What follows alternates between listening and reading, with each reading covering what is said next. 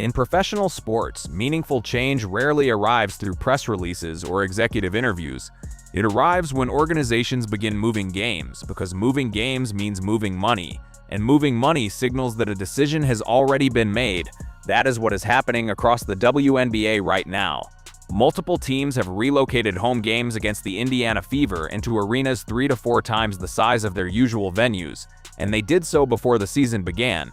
The Atlanta Dream moved games to State Farm Arena. The Chicago Sky turned to the United Center. These are not experiments, they are responses to demand that already exists. The common factor is Caitlin Clark. Ticket prices for Fever Road games have risen sharply, driven by dynamic pricing models applied to larger venues. When attendance climbs from a few thousand to 17,000 or more, the revenue increase is not proportional, it is exponential. That economic reality now appears as a line item on balance sheets across the league. The contrast with last season is notable. In 2024, venue relocations felt provisional. Individual games moved in response to immediate sellouts. This year, teams relocated games before a single ticket went on sale, on the assumption that demand would fill whatever space they provided. That assumption has proven correct. There is also a structural incentive at work. Under the WNBA's revenue-sharing framework, players receive a larger share once the league clears certain financial thresholds. As those thresholds became reachable, and as charter flights and improved conditions followed, resistance to the shifting commercial landscape became harder to sustain. The financial arithmetic had changed, and the league's internal dynamics shifted accordingly. Clark's cultural footprint extends beyond game attendance. Her appearance at an NBA game where she worked as a sideline photographer without any promotional arrangement generated coverage across major sports networks within hours. That kind of unscripted crossover exposure reaches audiences who may have no prior familiarity with the WNBA. It converts passive awareness into potential fandom. On the commercial side, a signature shoe line represents a different category of investment. Companies like Nike reserve signature products for athletes they believe will have sustained cultural relevance. A signature line means year-round marketing campaigns that run during the NBA playoffs, retail activations in off-season months, and international distribution that keeps the league visible outside its playing calendar. For 2 decades, the WNBA effectively disappeared from mainstream conversation between October and May. That pattern is breaking. The pressure created by this growth is also real. Larger venues and higher ticket prices raise expectations. Attendance can be drawn in by curiosity or novelty, but sustained fan bases are built through winning. If the Indiana Fever cannot develop a competitive roster to match the commercial infrastructure being built around them, the foundation becomes less stable. The league appears to understand this, and expansion planning with cities such as Golden State and Toronto under consideration reflects an assumption that current demand levels represent a new floor, not a temporary ceiling. The arena upgrades themselves carry their own significance. Moving into NBA-scale buildings introduces high-definition video boards, premium hospitality options, and corporate sponsorship inventory that simply does not exist in smaller venues. This changes how broadcasters frame their coverage, how sponsors allocate budgets, and how the league is perceived externally. Occupying the same physical spaces as established franchises is in itself a statement about the league's standing.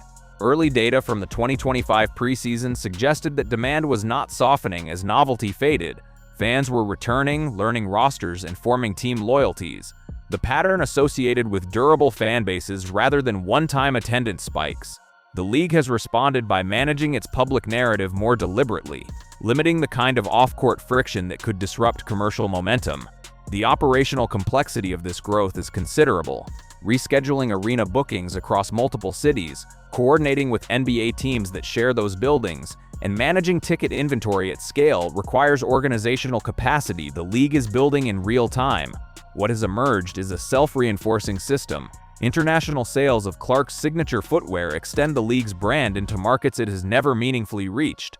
Scheduled rivalries with the Chicago Sky, the Las Vegas Aces, and others are being placed in prime broadcast windows, ensuring that competitive storylines reach the widest possible audience. Veterans who played for years in small, sparsely attended arenas are now performing in front of capacity crowds with compensation structures that reflect the league's improved financial position. The question the WNBA faced for most of its existence was whether women's professional basketball could become a self-sustaining business at scale. The current evidence suggests the answer is yes, provided the league continues to manage growth competently and builds genuine competitive depth alongside its commercial expansion. The infrastructure is in place. The arenas are booked. What follows will determine whether the conditions created over the past 2 seasons represent a permanent shift or a moment that required more to sustain it than was ultimately there. Here's the 2,000-word continuation, written to the same standards. What is less visible in the current coverage but equally consequential is the league's relationship with its broadcast partners. Television contracts have historically been the ceiling of any professional sports league's ambitions. They determine which households a league can reach, how many times per week fans encounter the product, and whether casual viewers ever become committed ones. For most of the WNBA's existence, its broadcast agreements reflected a modest valuation, regional coverage, limited national windows, and scheduling that placed games in slots where competition from other programming was minimal. That changed with the 2024 media rights negotiations.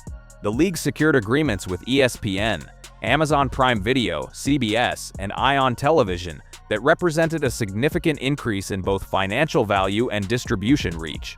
Games now air in primetime windows that were previously unavailable. Streaming access through Amazon extends the league's footprint to households that have cut cable entirely. The combined effect is a product that reaches a meaningfully larger audience than it did 3 years ago, and advertisers have responded accordingly. Advertising rates for WNBA broadcasts have risen. This is not incidental. Advertising rates reflect what buyers believe an audience is worth, and buyers have concluded that WNBA viewers represent a desirable demographic, younger, more diverse, and more engaged on social media platforms than the average sports viewer. That profile is what consumer brands have been actively seeking. The result is a feedback loop. Higher rates attract better production resources. Better production raises the quality of the broadcast experience, and a better broadcast experience retains more viewers. The league's social media performance reinforces this. Clips from WNBA games regularly reach audiences far larger than the game's live viewership would suggest. A contested foul call, an exceptional play, or a moment of visible emotion between competitors generates engagement that functions as free distribution. The platforms amplify content that performs well, and WNBA content has performed well enough to warrant that amplification consistently over the past 2 seasons. This is not something the league can engineer directly. It emerges from the content itself being compelling enough to travel. Parallel to the broadcast expansion is a development that receives less attention, but carries long-term structural weight: the growth of the league's data and analytics infrastructure. Teams are investing in performance analysis, injury prevention systems, and scouting tools at a level that was not financially viable until recently.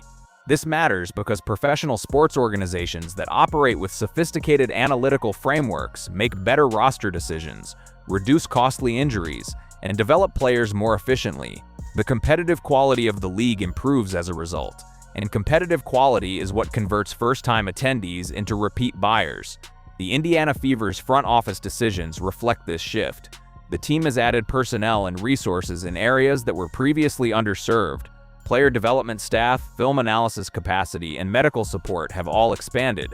These are not glamorous investments, but they are the kind that determine whether a team built around an exceptional individual player can develop the surrounding talent necessary to compete at a championship level.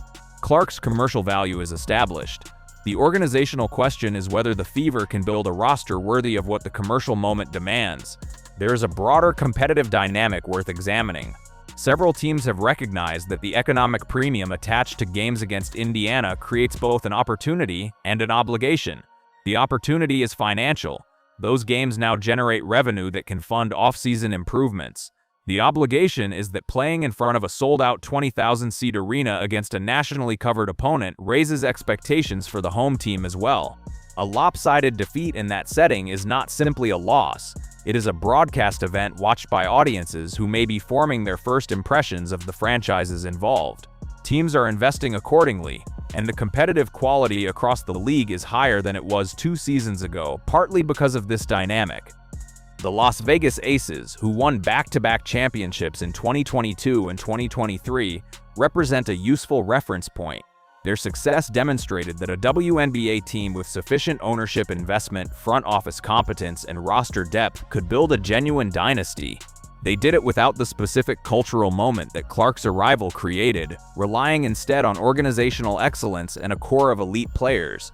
Their model showed the league what was possible when the business was run with ambition. The current commercial expansion provides more franchises with the financial resources to attempt something similar. The New York Liberty reached the finals in 2024, which is significant beyond the result itself. New York is the largest media market in North America. A competitive Liberty team playing meaningful games in Barclays Center generates national press coverage that extends well beyond the sports section, simply because anything in New York tends to. The league benefits from having its strongest franchises located in markets where visibility comes more easily. As the Liberty, the Aces, the Fever, and others develop into legitimate annual contenders, the league gains the consistent drama of genuine championship competition, something that sustains interest across a full season rather than concentrating it in a few months. Player compensation remains a point of unresolved tension, though the direction of change is clear. The current collective bargaining agreement established improvements in base salaries, travel conditions, and maternity policies that represented meaningful progress, but the gap between WNBA salaries and NBA salaries remains substantial, and several of the league's prominent players have stated publicly that the current structure undervalues what they contribute to the business. Those claims are increasingly difficult to dismiss as the revenue numbers become public. When a player can demonstrably point to the financial return their presence generates in ticket sales, television ratings, merchandise revenue, and sponsorship value, the conversation about appropriate compensation becomes less theoretical. The next CBA negotiation will be consequential. The league's owners will be negotiating from a position of improved financial health, but they will also be negotiating with a player pool that is better organized, better informed about its own economic contribution, and more willing to act collectively than at any prior point in the league's history. The outcome of that negotiation will determine how much of the current commercial growth is retained by the athletes who generate it, and whether the league can avoid the kind of labor disruption that has damaged other professional sports at critical points in their development. International recruitment presents another dimension of the league's expansion. The WNBA has always drawn talent from outside the United States, players who developed in European leagues, in Australian competitions, and in South American basketball programs. What is changing is the volume and profile of that recruitment. As salaries improve and visibility increases, the league is becoming a more competitive destination for players who previously chose to remain in Europe because the financial and professional conditions there were superior. Several international players who might have extended their overseas careers 2 or 3 years ago are now making different calculations. This has a compounding effect on competitive quality. Deeper talent pools produce closer games. Closer games produce more compelling broadcasts. More compelling broadcasts attract larger audiences and better advertising rates. The cycle reinforces itself, and international recruitment is one of the inputs feeding it. The league's expansion plans deserve specific attention. Adding franchises in markets like the San Francisco Bay Area and Toronto is not simply about putting more teams on a map. Each expansion franchise requires an ownership group with capital, a front office with professional competence, an arena with a viable lease structure, and a local market with demonstrated interest in the product. The vetting process for expansion is more rigorous than it has historically been, because the stakes are higher. A poorly run expansion franchise in a market that fails to develop damages the league's aggregate valuation and dilutes the competitive quality that everything else depends on. The Toronto possibility is particularly interesting because it would make the WNBA the first North American women's professional sports league with a Canadian franchise in the modern era. The Canadian basketball market has grown significantly over the past decade, driven partly by the success of the Toronto Raptors and partly by the emergence of Canadian players at the elite level of the game. There is an identifiable fan base there that has not previously had a local professional team to follow in the women's game. Whether that translates into durable attendance and commercial support would need to be demonstrated, but the underlying conditions are more favorable than they would have been at any earlier point. The coaching profession across the league has also evolved. Several franchises have invested in head coaches with stronger credentials and more substantial support staffs than would have been financially possible before the recent revenue growth. This matters because coaching quality affects player development, which affects competitive quality, which affects everything downstream. The league is beginning to look less like an organization asking its coaches to work with inadequate resources and more like one that is genuinely trying to compete for coaching talent. There is a generational dimension to all of this that tends to get lost in the coverage. Players entering the league now are doing so under conditions that are materially different from those that greeted players 5 or 10 years ago. Travel is more professional. Facilities are improved. Media attention is greater. The sense that a career in the WNBA requires supplementary overseas employment during the off-season, while still true for many players, is becoming less universal as domestic salaries rise. These changes affect who chooses to play professional basketball in the United States, how long they stay, and how much of their development occurs in a WNBA context rather than abroad. For the players who spent years in the league before the current commercial moment arrived, there is something complicated about watching it unfold. They built the foundation of what the league is, often without financial security or widespread recognition. The rising tide of revenue and visibility is reaching them through improved conditions, better pay, and more professional treatment, but it is doing so late. Several veterans have spoken about this without bitterness, acknowledging the improvement while being clear that it came after their prime years had passed. Their perspective is worth holding alongside the more optimistic projections about where the league is headed. What the WNBA has achieved in the past 2 seasons is the conversion of latent demand into active consumption. The interest in women's basketball existed before Caitlin Clark arrived in the league. Attendance had been growing, viewership had been improving, and the infrastructure had been developing, however slowly. What changed was the velocity. A cultural moment accelerated a process that was already underway, compressing several years of expected growth into a much shorter window. The organizations that moved quickly to meet that accelerated demand have benefited. Those that move slowly have found themselves with a visibility gap that is harder to close as the pace of change increases. The next phase will test something more durable than momentum. It will test whether the league has built the organizational depth in front offices, in coaching staffs, in player development systems, in broadcast relationships, and in fan engagement infrastructure to sustain growth when the peak of the current cultural moment passes. All moments pass. What remains after them is what institutions are made of. The WNBA has the opportunity to use the conditions of the present to build something that does not depend on them. Whether it does so is the central question for the years immediately ahead.